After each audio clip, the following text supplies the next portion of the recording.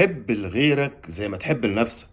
اتمنى الخير لنفسك بس ما تكرهوش لغيرك.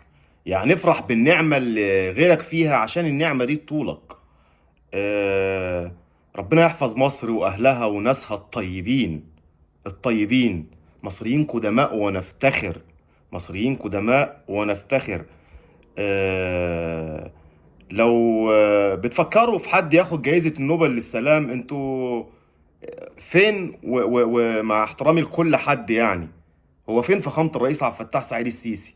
ازاي ما يترشحش لجائزة نوبل للسلام؟ عموما هو مش محتاجها، لان السلام مش محتاج جايزة. السلام محتاج قلب ودماغ واعي. قلب ودماغ واعي وفكر ناضج قاري المشهد من سنين ومحضر له.